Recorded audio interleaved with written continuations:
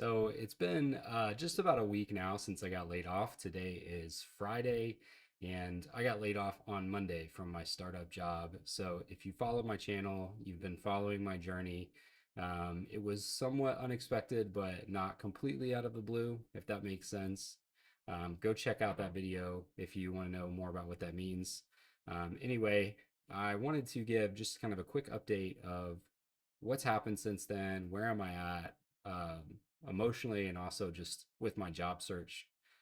So things have been going really well, actually. I will say that the layoff, the termination was about as the way I guess it was handled is probably about the best you can hope for in terms of, unfortunately, it wasn't necessarily a severance package involved, but I did get um, because it happened kind of towards in the middle of a pay period. Still got almost a full paycheck, and then also got my some PTO paid out. So it ended up being like close to a month and a half worth of salary that I got.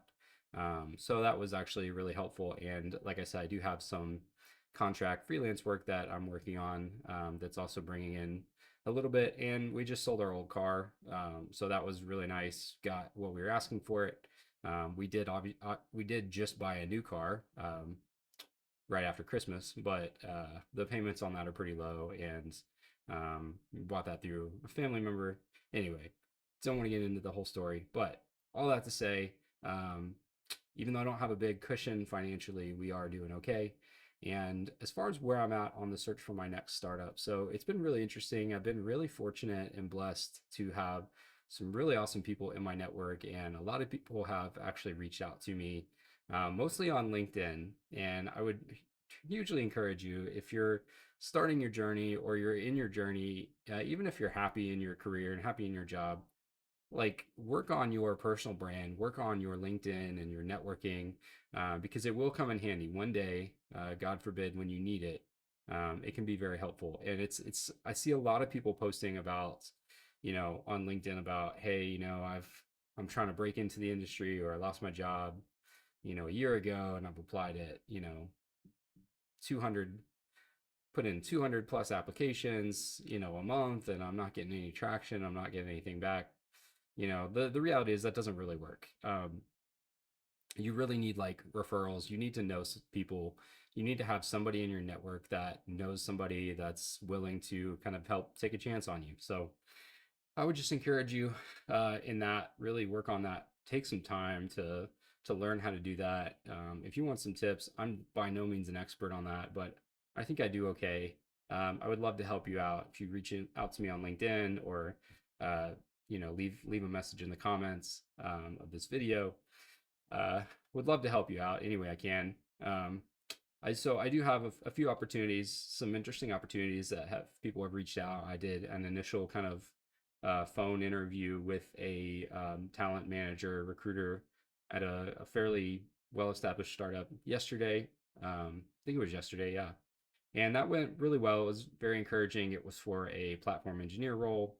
And I have a friend here in town who works for that company as well. So he was able to put in a referral for me. So that's what I mean, like with the networking. Um, yes, I went on and filled out an application, but had I not had this contact and this person advocating for me, I probably would not have even gotten past the initial, the automated screening process, even with, my background and my resume and some of my credentials. And it was actually a really refreshing conversation. They have a really nice, great culture from what it sounds like. And one of the things that was actually refreshing and a little sobering was, he basically said, we don't really value credentialism, which is good to hear, because I recognize that even though I've gone out and I've gotten all these certifications, becoming a Cubesternaut and a Azure certified, or Azure Solutions Architect, and all these other certifications, at the end of the day, it doesn't really matter if you don't have the experience, number one, to back it up, and number two, if you're not a fit with the team and with the culture. And so certifications are great, I think, still, because they can prove like, hey, I'm determined, I'm a self-learner, I'm a self-starter. I, busted my butt. I put in all this time and this effort to learn. But at the end of the day, Don't put too much stock and too much hope into it. Don't go into like a job interview and say, oh, well, I've got this certification and this certification and this certification. Yes, it's true that there are some positions that will actually require it. I've seen a lot of them lately. Seen a lot recently that require a Azure administrator or an Azure solutions architect or something similar, if it's an Azure role or an AWS equivalent. But don't put too much stock in that. Anyway, I had a really encouraging call. I'm waiting to hear back. Not sure how that's going to go. We'll see. I'll keep you posted. And then I also had another interesting conversation with somebody at an organization that I have worked with previously in kind of a contract role. And I've actually gone through a full interview process before with this company for a solutions architect role. And I ended up turning it down at the time. It just wasn't the right time for me. And there were some other factors that played into it. Um, they reached out. They were one of the first people to reach out to me and said, "Hey, I saw your video on losing your job. Would you be interested in having a conversation? I think you'd be a great fit for this role that we have coming up." So I said, "Hey, I've got some reservations, but let's have a chat and just talk through it." It never hurts to just have the conversation with someone. And so that was really encouraging, and we'll see how that goes. I've had other people, um, another company here in town again that I have actually interviewed with before. Uh, they reached out, the founder again reached out to me and said, "Hey, do you want to have get together and connect?" So I'm going to be having coffee with him. So there's a few different things on the horizon. I've also had a couple other recruiters here and there who have reached out with some kind of random opportunities. So again, I don't want to just jump at the first opportunity that comes my way. And I don't want to be too picky either, if that makes sense. I think there's like a good balance. I think recognizing that all companies and all organizations that you're going to work for are going to have some level of baggage. They're going to have some level of dysfunction, right? Because companies are run by people and people are dysfunctional.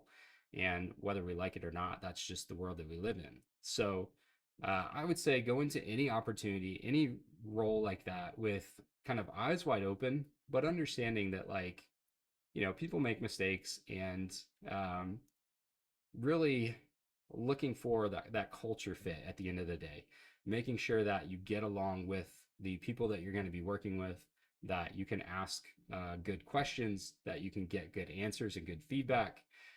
The other pro tip I will give you, and I got this straight from kind of the recruiter that the talent manager that I was talking with yesterday. Another interesting thing that he brought up and mentioned was, he was talking about, hey, the next step if we proceeded would be, you would have this kind of technical uh, interview type challenge, and then you would be meeting with some of the people that you would potentially be working with, and that's going to be kind of a working session where you can ask questions and get some feedback. And he basically said, like, have some questions ready. Don't go into an interview like that without any questions, because if you do, it can sound like you're disinterested in that role, or that you're not really a good contributor. So I know something that I've kind of struggled with before in the past is I get into these positions where I'm going into this interview, and for me, I'm somebody that I need a little bit of time to process things.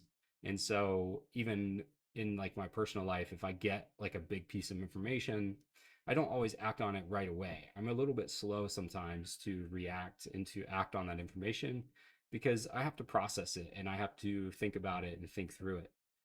So that can be kind of a challenge in interview situations like that. And so I would just encourage you, if you're in a position like that, try and really think of some questions ahead of time. Write some questions down if that helps you. Take some notes and think about, like, ask questions. If you don't have anything else, ask questions about the company's culture, ask questions about their tech stack, ask questions about, where they see themselves as a company in the next few years. There's a lot of questions that, that they will ask you, and you can ask the same questions of these companies, right? Because when you're interviewing for a role, you're also interviewing that company, right? You're making like a commitment to this company. It's not very much different from dating, right? Like, you want to get to know that person before you really make a strong commitment. So Anyway, I'm kind of going off on a rant here, a little bit of a tangent. Hopefully that makes sense. Hopefully it helps. Again, stay tuned, subscribe to my channel, and I'll be getting back to you hopefully with some more updates in the next week.